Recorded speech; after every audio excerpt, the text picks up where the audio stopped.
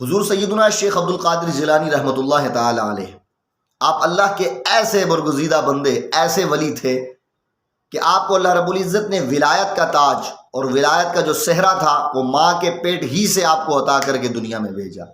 آپ ایسے اللہ کے برگزیدہ بندے تھے، ایسے اللہ کے ولی تھے، ایسے محبوب بندے تھے کہ جب تک آپ دنیا میں آئے نہیں تھے پھر بھی لوگوں کی زبانوں پر آپ کی ولایت کے چرچے تھے۔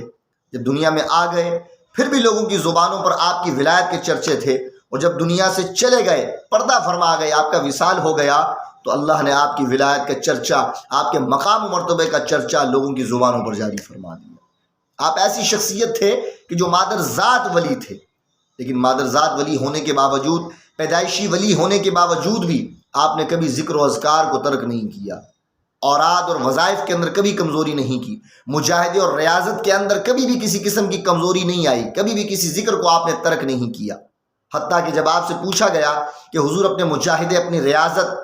اپنے ذکر و اذکار کے بارے میں ہمیں بتائیں، اپنی چلوں کے بارے میں بتائیں، تو آپ نے فرمایا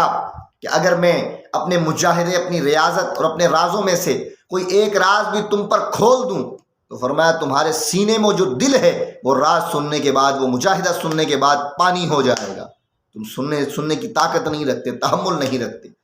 آپ نے فرمایا میں نے مجاہدے کے اندر اپنے نفس کو مغلوب کرنے کے لیے، اپنے نفس کی میں کو مارنے کے لیے، فرمایا پورے 1 سال تک میں نے اپنے حلق سے پانی کا ایک قطرہ بھی نیچے نہیں اتارا۔ اللہ اکبر۔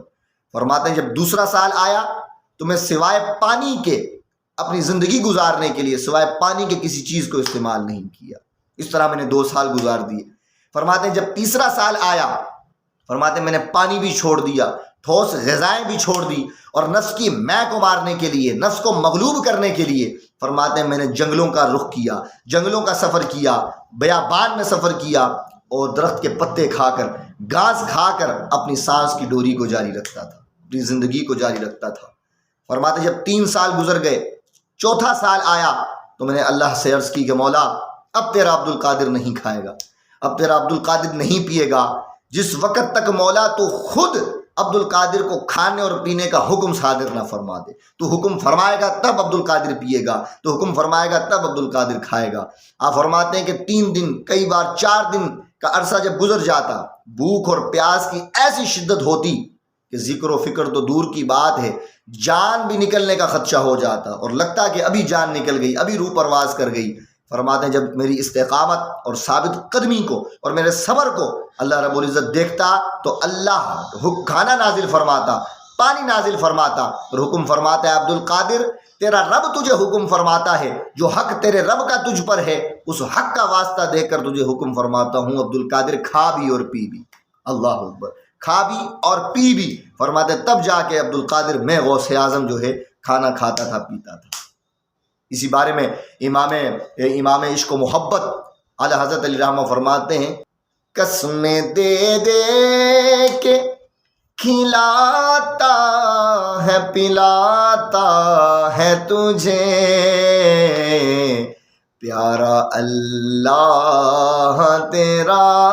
چاہنے والا تیرا،